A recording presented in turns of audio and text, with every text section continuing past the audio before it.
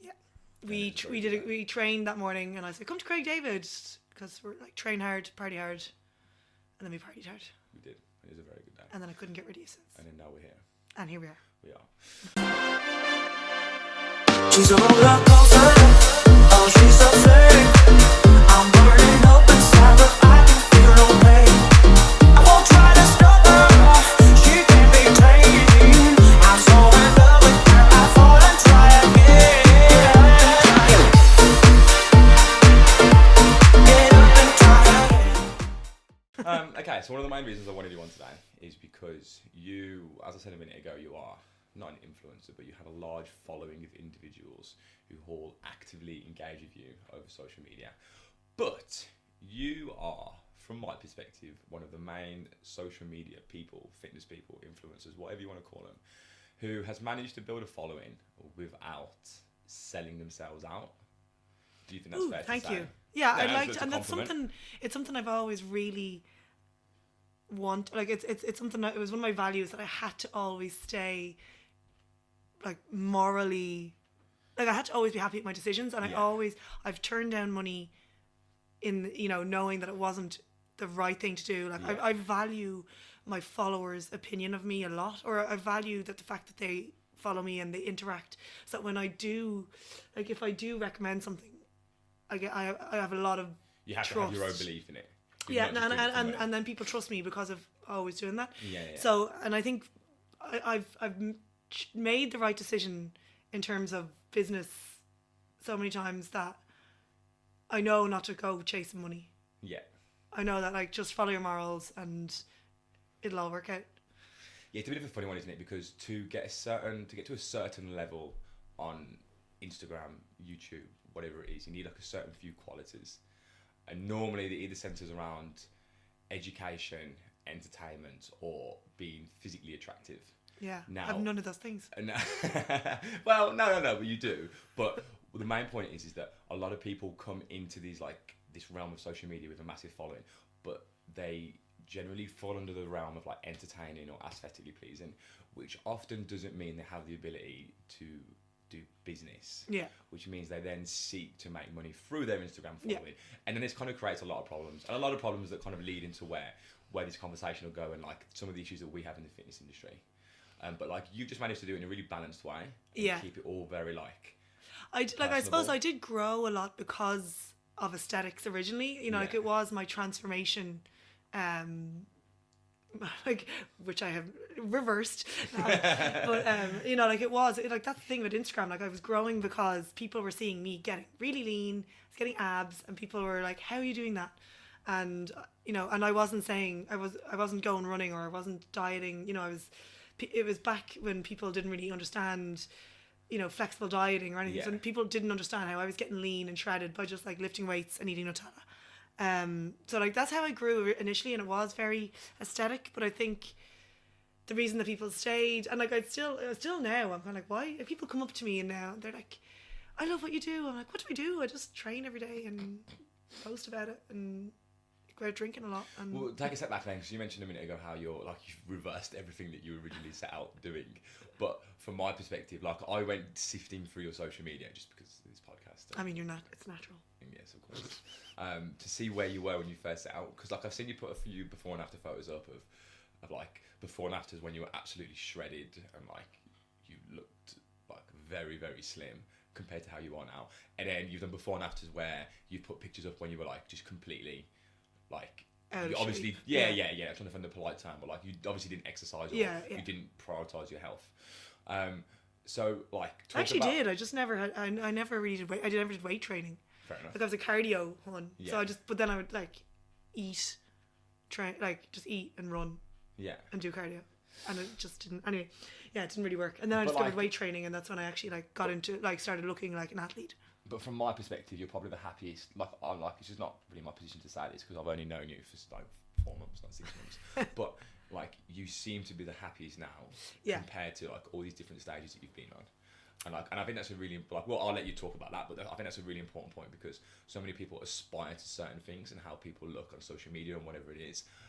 But happiness doesn't always come along with that. So that's why I wanted to bring up that point. Yeah, and that's why I share what I'm doing now because it's been such a journey, and I know that I can see now people online who are on like a similar journey, and I want to tell them that, like, you know, don't go down that road, you know. The grass isn't always greener.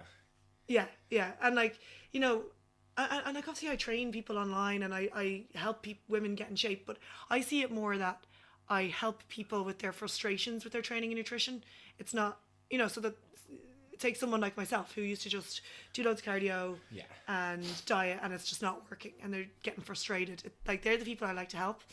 But you know, I'm seeing like even the people who are maybe they are weight training and they're, you know, sticking to their calorie deficits every day, and they're still not happy. Yeah. And regardless of body shape, like, I mean, that's something like I'm happier now at this size than I was then. I think. I suppose that comes back to self-awareness, though, doesn't it? Like, awareness is everything. Yeah, and like I think as individuals, we like, so something we spoke about yesterday. Something we're going to say this a lot today because we had loads of chats yesterday because we climbed Snowdonia. But we'll come back to that. One of the things that we said was that social media has made us very. We've gone from being very big fish in very small ponds to very small fish in very big ponds. You got the grammar right. No fishy plurals there. Which has meant that we're constantly looking at other people around us and aspiring to be like them, whether that is completely applicable to us or not. So the way I look at it and the way I go about it with my clients is that people need to take a minute and stop, and whatever they're looking to aspire to, think, like, is this going to make me happy? And is this going to improve my quality of life? Because those are ultimately the two fundamental things that we should be responding for: happiness and health. But like, people just don't, do they? And like, I mean, I was guilty of that. Yeah, 100%. I mean, I know, you know, what it takes to get shredded. You know, and then sometimes I'm looking online, I'm like, because I really don't think I compare myself to others much at all. It's always been me against me and me improving myself.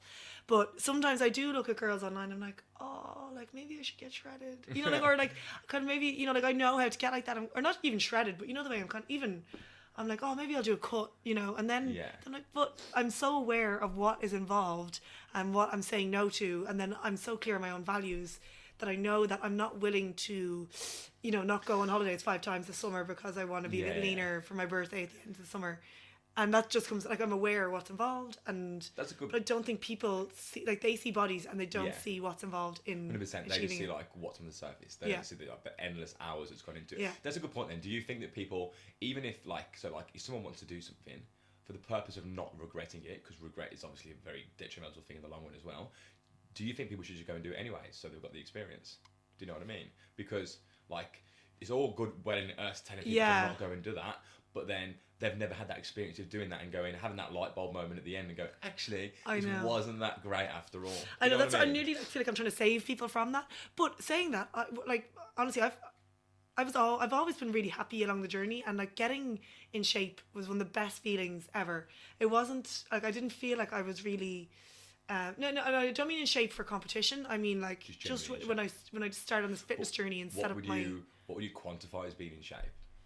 Like, I had visible abs, and I was visible abs. I don't know, like, quantify it in shape. But yeah, no, but I just mean, I wasn't unhappy with my body. Yeah. Like, I was happy with my body, enjoyed training, and it was because I encompassed this fitness lifestyle. So, like, on Saturdays and Sundays, like, every day I was in the gym, or else I was like going shopping for protein powders with my friends, or, you know, I just and I like cut out probably a lot of my social life to do that, but I was happy in that. Like, at that time I was happy, but now it's kind of like, okay, I've done that, so now I enjoy my social life a lot more.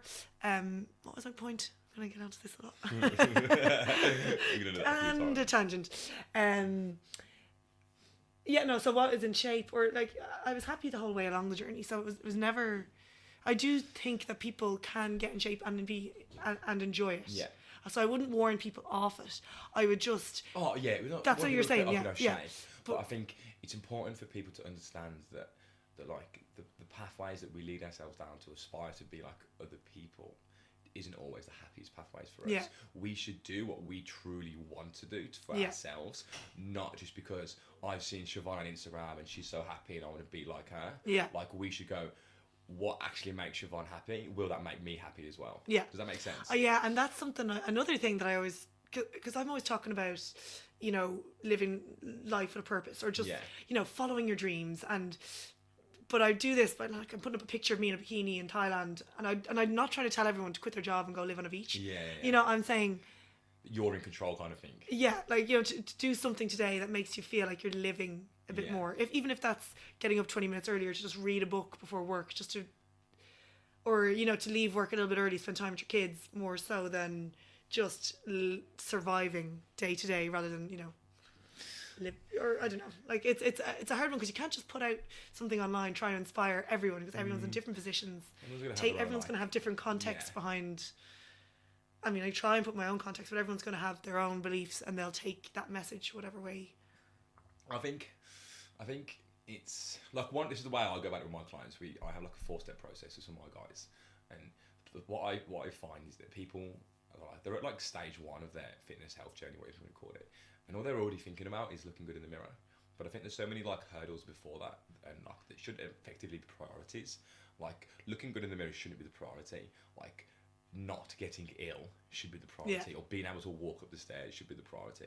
So whenever I do anything with my guys, we put it into 4 steps. We do, number 1 is like just being a good human being, so like being able to tie your shoelaces and get out of bed effectively on your own. Now a lot of people are already at that stage, but if you're not at that stage, that's all you need to think about is getting to that stage. Number 2 is doing day-to-day things well, so like being able to play with your dog, being able to play with your kids, being able to walk around in the garden without getting out of breath, run up the stairs, all that sort of stuff.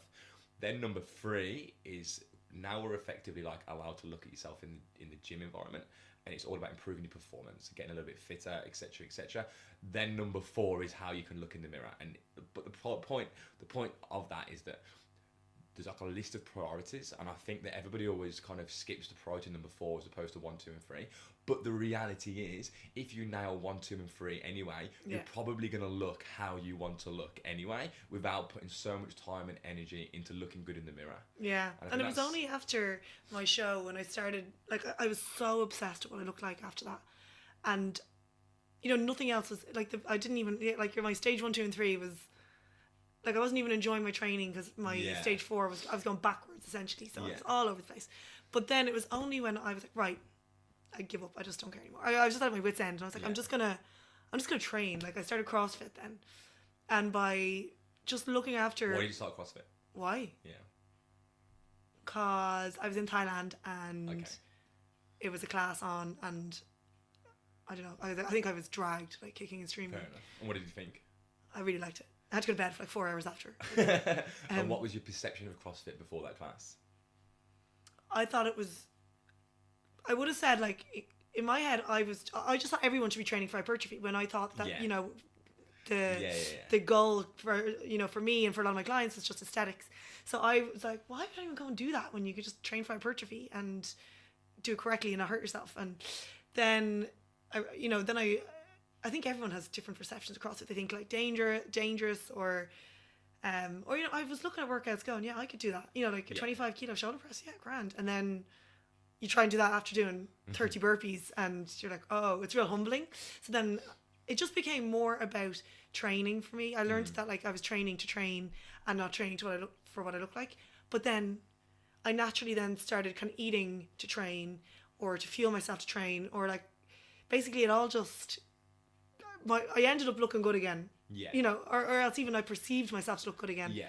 Because I stopped. That's an important word, perceived. Yeah. Because, like, that's one thing that I really find, that when people are trying to look as good as they possibly can, even when, like, let's say we start off and then we have this perception of what we're going to look like at the very start, when we get to that exact perception, we are still unhappy because a perception is constantly working forwards. I think, but that's kind of like an innate human trait of always trying to better ourselves. But aesthetic wise, there's going to be a cap on that, or a point where it just becomes outright unhealthy. Yeah, and I got to that point.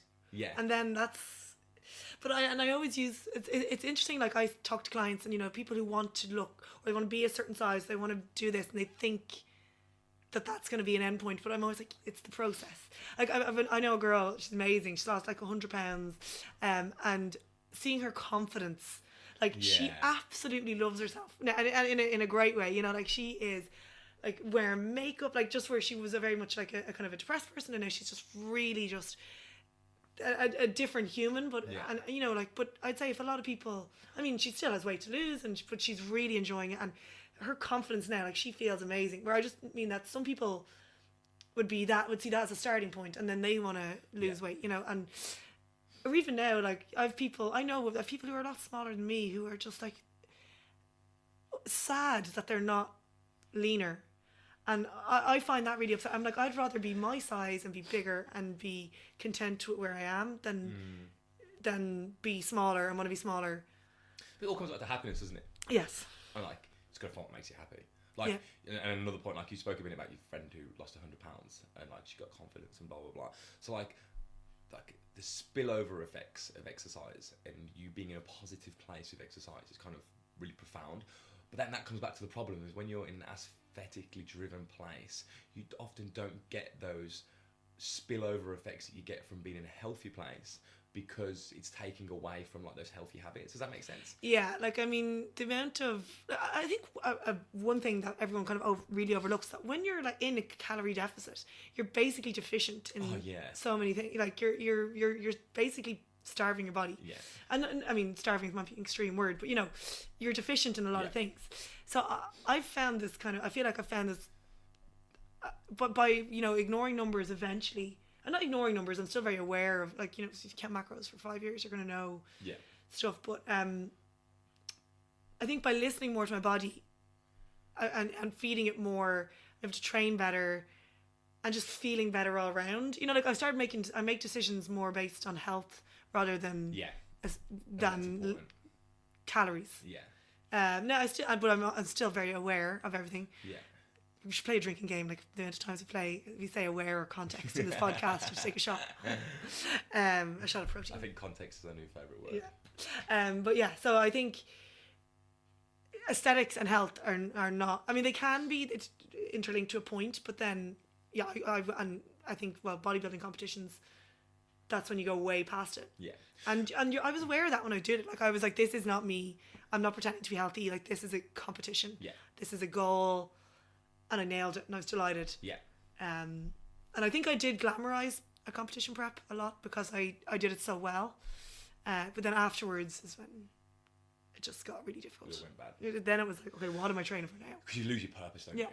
And when you lose your purpose, like that can be detrimental to mental and physical health. That's a good point, actually. Like one thing we spoke about a lot there was physical health, but like the mental health of all that side of stuff is really important as well. And I feel like I've myself, like even in my work, like I've gone from wanting to help people get in shape to just wanting to help people be happy. Yeah, and I think that's really important. Like, it's funny you said that. I when I was sifting through your Instagram, I read some of your captions as well, and then you can read, like you could understand that you weren't really, like you were lacking in confidence in what you were writing, and like you really? didn't seem, and like I read all your captions now, and like you can just see your joy coming through, and like all the stuff that you're up to, and especially on your Instagram stories. Obviously, like I couldn't go back and watch your Instagram stories, but reading your captions, you could just see that you weren't the same person that you are now. Yeah. But the person you are now is a far better person than you were there before. Yeah, but at the time, I always felt I was being the best version of myself. Yeah. Even if that meant waking up a bit leaner. Yeah, like I'd be like, okay, I've gone to bed and I've stayed in a calorie deficit and I've trained and I've done some work and I'd wake up feeling accomplished and it's just that my goals are different now. Yeah, and I think that should be the goal for most people, is to improve your quality of life. Yeah. And then all the other things that will come with that, health, mental health, being rich in energy, whatever. But like at the same time, you just got to do what makes you happy. And if you think that like chasing aesthetics at that current moment in time will make you happy, but then just go for it. But then be well aware that it could also make you very unhappy. Yeah. One thing I want to talk about as well is we spoke a lot about bodybuilding and competitions and stuff, and we dabbled in a little bit of CrossFit. Like the fitness industry as a whole, from like a really macro level, what is your opinion on it at the moment, and how it's been changing over the past couple of years? Well, I feel it's been changing. Yeah, well, I thought it was just me who was changing. Like, that's like the reason I asked that is because like I feel like you're an accurate representation of how the industry is changing. Yeah. Like 5 years ago, you were doing your comps. It was all about comps 5 years ago in the industry. No. It was 2 years ago I did the comp, but I was just thinking, like when I started my Instagram, it was just as females were kind of I felt like females around me. Just before that, I'd say I was the only girl ever in the weight section in the gym. And I was only learning myself there how to squat, how to deadlift, how to bench.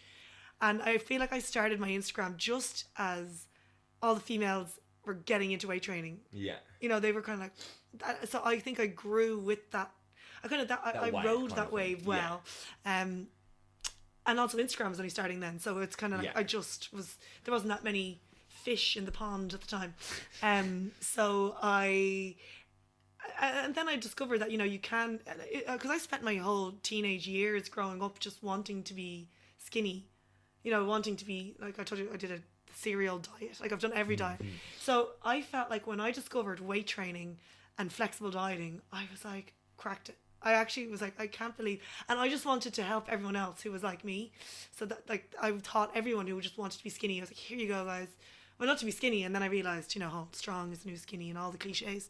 But so I was sharing that message. You know, I was like, look, you don't even have to do cardio. Like, I was so proud of how little cardio I did, and got in shape, you know. But then, that changed. You know, then competing became a thing. Well, it obviously was a thing, but it became a part of my world. Like, I didn't understand it before. I remember telling my mum about my competition, and she was like, so, are you lifting weights in a bikini? And I was like, no, we're actually just going to be standing on stage. So then, obviously, then I came out of that and was a bit lost, and discovered then CrossFit and Muay Thai, and was like, whoa, you know, like my body can do things. And like I was always strong. I always enjoyed like weight training, you know, training for hypertrophy. But so I kind of was going through this journey, and now I'm all about, like, and even then I was still very focused on, look at how CrossFit is making me lean. You know, like I was still showing my body and still like, but it's probably because I was living in bikinis most of the time.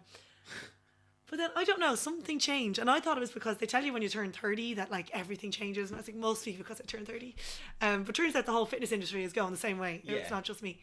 But I've just become a lot less focused on aesthetics. I mean, still, like, I'm still that person who's been battling it for 15 years. Like, I'm still kind of like, oh, God, you know, I'd love to look a bit leaner. But then I'm aware enough to go, yeah, but, you know, you had cheesy chips last night and you really enjoyed them. And not in a guilty way, in a more, like... You don't punish yourself for it. Yeah, no, it's kind of like, oh yeah, this is why you look like this right now, and that's fine. Yeah. You know, it's not guilt, it's not hate, it's just like, grand. Yeah, and you're kind of aware of how your own actions are making you look and feel, so you're in control of that, as opposed to it controlling you. And so like I'd break it down and go, okay, well, why do you not want to feel like that? I'm like, okay, well, what if that guy doesn't like me? I'm like, well, if he doesn't like you like this, then why do you like him? You know, and that kind of, it's you know, like that's how I break down my thoughts. I'm like, fool. So then I'm able to, then I'm like, okay, grand, everything's good. Yeah. Content is the word I like to use, more than even happiness. So then, back to the fitness industry. Do you think it's moving in a more, do you think it's more of a positive place now than it was 3-4 years ago? I don't know. I mean, when I think fitness industry, I immediately think of fitness industry on Instagram, and I think that's true. Same. I mean, it's just the world that I'm in because I'm not in a gym at the moment. You know, like I'm more obviously working online and then just following all the stuff on Instagram. And I've actively unfollowed people who are just like, I used to follow all bodybuilders and everything, but I've actively unfollowed just people that I don't really know or that I'm not getting solid like education from. But so I've kind of that's why I'm like, is it the whole industry is shifting or my feed is shifting where I'm just following people who are more about educating people or kind of more the psychology behind training and nutrition, and just less about people who are, you know, I'm not really covering myself in this, but, you know, wearing the latest leggings and showing how their glutes look in it. But and I wouldn't judge someone for doing that because realistically that's what people want to see. And that's another battle, another discussion. But the fitness industry, I feel like the fitness industry is shifting to a more of a wellness industry. Yeah. And I messaged you a couple of weeks ago and said, do you want to come over for Body Power? Because it's quite close to me. And you were like, nah, it's not really my scene anymore. I'm like, but you would have been there like 2 years ago, wouldn't you? Yeah, I was there like I've been there, I think, 3 years in a row. Yeah. And then it's funny because like I went and watched the videos from Body Power afterwards, and I was like, oh, like it's really different to how it was like last year and the year before. And I think like things like Body Power are accurate representations of where the fitness industry is moving.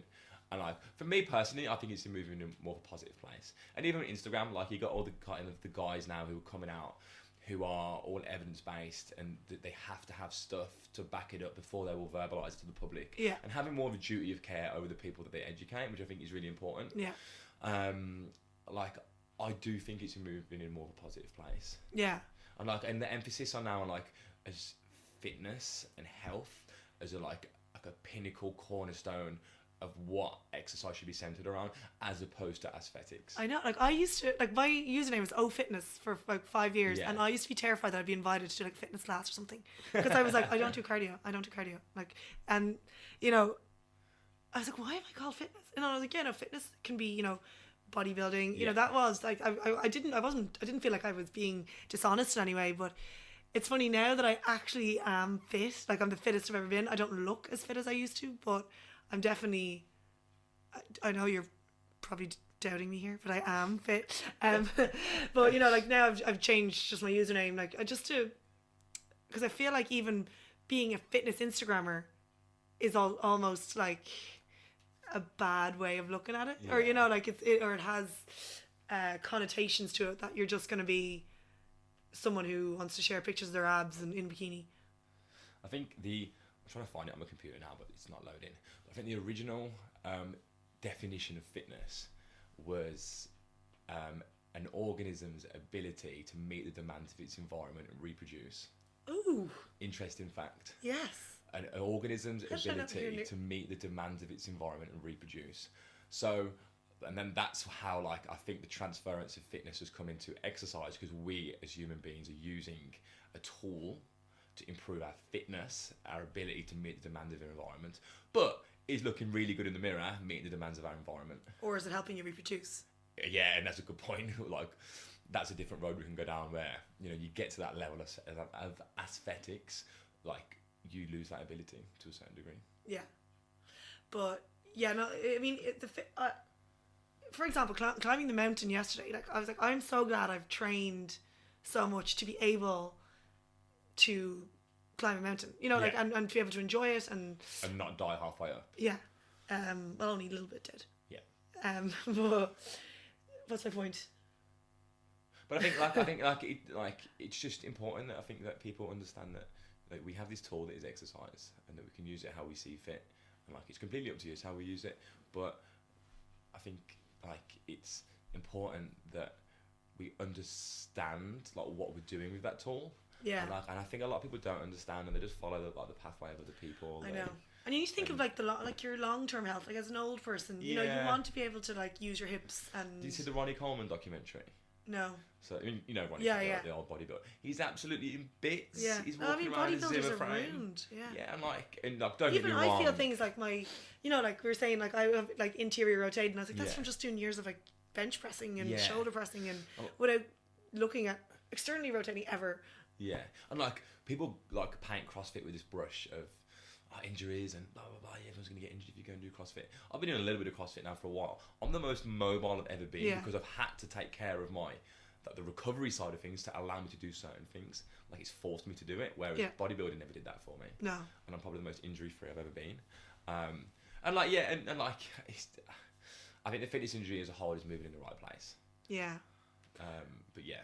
I'm excited to see where it goes. I mean, I wonder I think it'll always, as much as we'd like it not to, like, I think aesthetics will always be a part of it, you know. It comes down to sex sales though, doesn't it? Yeah. Like, as human beings, like, one thing that we were talking about yesterday is the balance between wants and needs.